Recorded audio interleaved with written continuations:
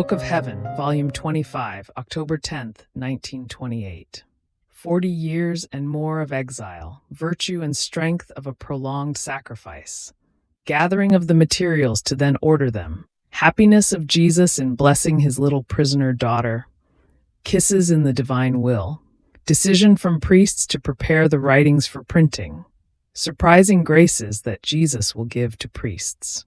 My life is carried out before my Jesus in the sacrament, and oh, how many thoughts crowd my mind.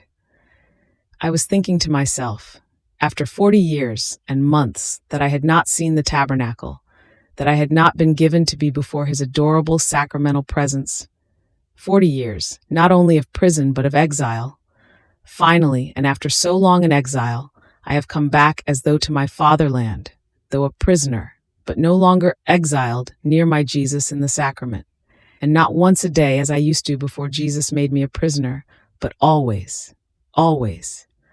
My poor heart, if I have it at all in my chest, feels consumed at so much love of Jesus. But while I was thinking of this and other things, my highest good Jesus, moving in my interior, told me, "My daughter, do you think that my keeping you imprisoned for 40 years and more has been by chance, without a great design of mine? No, no. The number 40 has always been significant and preparatory to great works. For 40 years the Jews walked in the desert without being able to reach the promised land, their fatherland. But after 40 years of sacrifices they had the good of taking possession of it.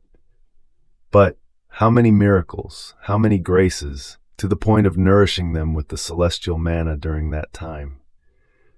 A prolonged sacrifice has the virtue and strength to obtain great things from God. I myself, during my life down here, wanted to remain in the desert for 40 days, away from all, even from my mama, to then go out in public to announce the gospel which was to form the life of my church, that is, the kingdom of redemption.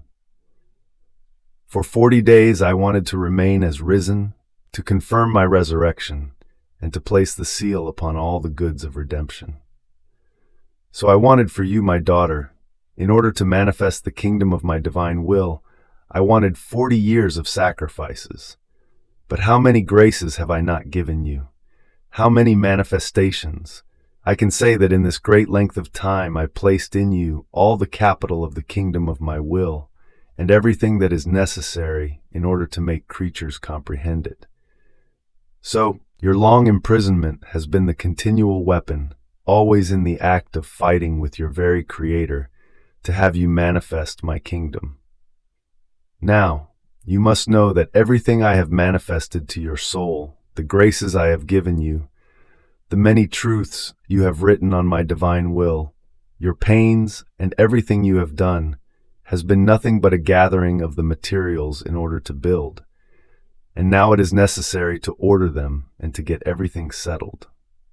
And just as I did not leave you alone in gathering the necessary things which must serve my kingdom, but I have been always with you, so will I not leave you alone in putting them in order and in showing the great building which I have been preparing together with you for many years. Therefore, our sacrifice and work is not finished. We must go forward until the work is accomplished. Then, as I am near my Jesus in the sacrament, every morning there is benediction with the Most Holy One. And while I was praying my sweet Jesus to bless me, moving in my interior, he told me, "My daughter, I bless you with my whole heart. Even more, I bless my very will in you. I bless your thoughts, breaths, and heartbeats, that you may think always about my will, may breathe it continuously, and my will alone may be your heartbeat. And for love of you I bless all human wills, that they may dispose themselves to receive the life of my eternal volition. Dearest daughter of mine, if you knew how sweet it is, how happy I feel in blessing the little daughter of my will. My heart rejoices in blessing she who possesses the origin, the life of our fiat, which will bring about the beginning, the origin of the kingdom of my divine will. And while I bless you, I pour in you the beneficial dew of the light of my divine volition, which making you all shining will make you appear more beautiful to my sacramental gazes, and I will feel happier in this cell, gazing at my little prisoner daughter, invested and bound by the sweet chains of my will. And every time I bless you, I will make the life of my divine volition grow in you. How beautiful is the company of one who does my divine will. My will brings into the depth of the soul the echo of everything I do in this holy host, and I do not feel alone in my acts. I feel that she is praying together with me, and as our supplications, our sighs unite together, we ask for one same thing, that the divine will be known and that its kingdom come soon. So, as my life is carried out near my prisoner Jesus, every time the door of the chapel is opened, which happens often, I send 3 kisses or 5 to my Jesus in the sacrament, or a short little visit, and he, moving in my interior, tells me, My daughter, how pleasing to me are your kisses. I feel I am being kissed by you with the kisses of my very volition. I feel my very divine kisses being impressed on my lips, on my face, in my hands and heart. Everything is divine in the soul in whom my divine will reigns, and I feel in your acts my love that refreshes me, the freshness, the gentleness of my very divine will that embraces me, kisses me, and loves me. Oh, how pleasing to me is my divine will operating in the creature.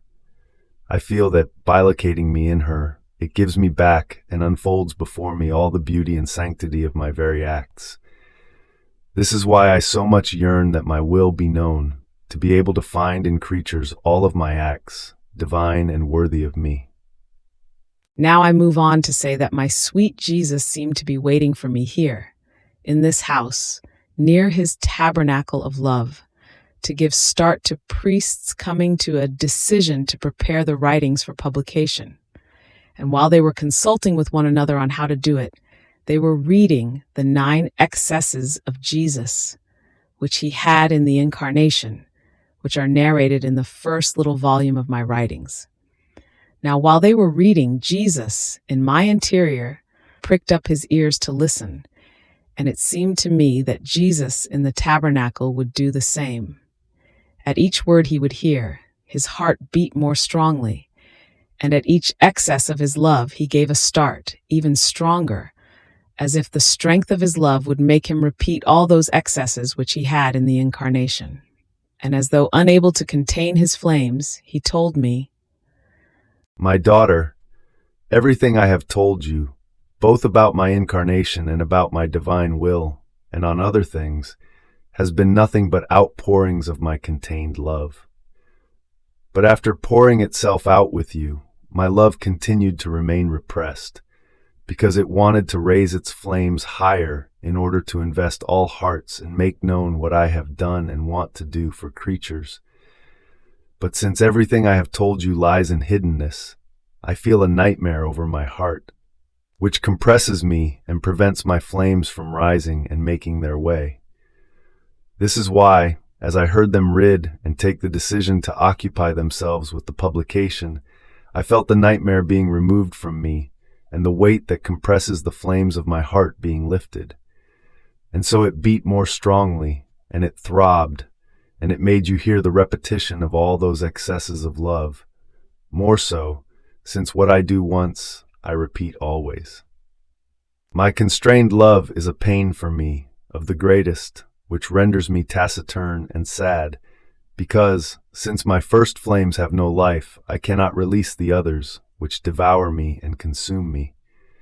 And therefore, to those priests who want to occupy themselves with removing this nightmare from me by making known my many secrets, by publishing them, I will give so much surprising grace, strength in order to do it, and light in order to know, themselves first, what they will make known to others. I will be in their midst and will guide everything.